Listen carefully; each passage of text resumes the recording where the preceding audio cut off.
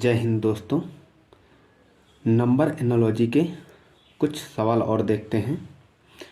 14 का रिलेशन 194 से है तो 16 का रिलेशन बताना है। तो आखिर ये 14 का रिलेशन 194 से कैसे आया है ये आपको फाइंड करना है।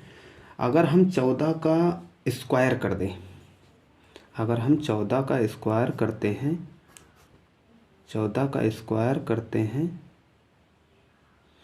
तो आपको मिलता है, 14 का स्क्वायर करने पर आपको 196 मिल जाता है। और उसमें से अगर हम भैया 2 माइनस कर देते हैं तो आपको प्राप्त हो जाएंगे 194।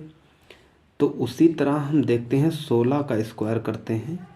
अगर हम 16 का, यहाँ पर 14 का स्क्वायर किया गया है, यहाँ पर 16 का अगर हम स्क्वायर कर देते हैं तो आपको 16 का स्क्वायर होता है 256। उसमें से भी 2 माइनस कर दीजिए तो आपका प्राप्त हो जाएगा 256 में से अगर 2 माइनस करेंगे तो 254 आपका आंसर, ये वाला पहला आंसर आ जाएगा। फिर से देख लीजिए, 14 का स्क्वायर किया गया है, 2 माइनस किया गया है, 16 का स्क्वायर किया गया है, 2 माइनस किया गया है, बस और कुछ नहीं करना है। अब देखते हैं भैया दूसरा सवाल। 3 का संबंध 30 से कैसे है, उसी प्रकार हम 7 का संबंध निकाल सकते हैं।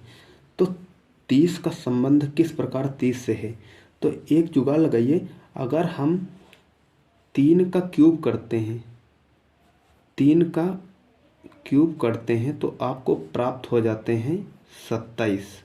और उसी में हम अगर 3 को फिर प्लस कर देते हैं तो आपको मिल जाएंगे 30।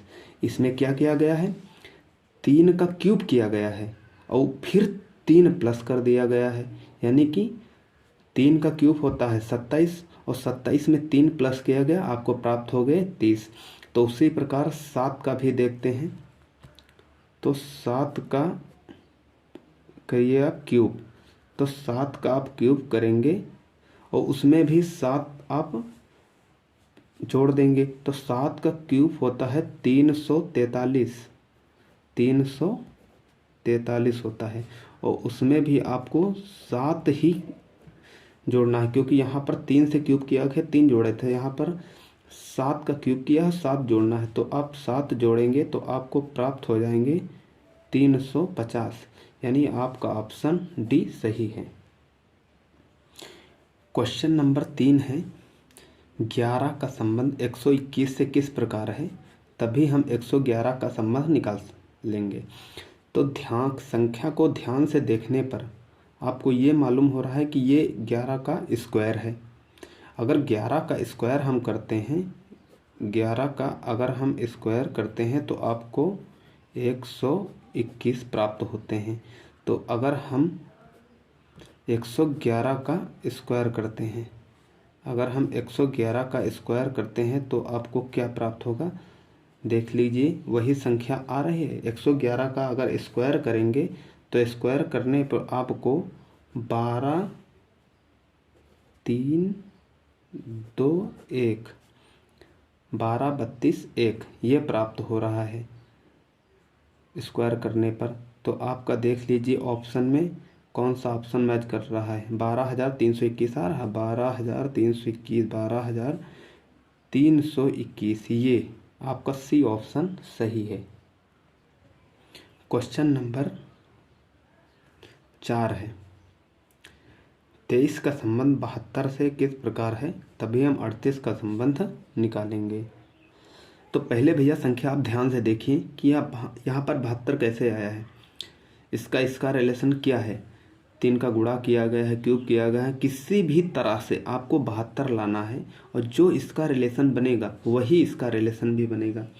तो एक काम करिए, अगर 23 को हम 3 से गुणा कर दें, 23 को 3 से गुणा कर दें, उसमें 3 जोड़ दें तो देख लीजिए क्या आता है। अगर हम 23 को 3 से गुणा करते हैं, मतलब ये जो 23 है 3 से गुणा करें और फिर उसमें 3 ऐड कर दें तो आपको क्या प्राप्त हो जाएगा?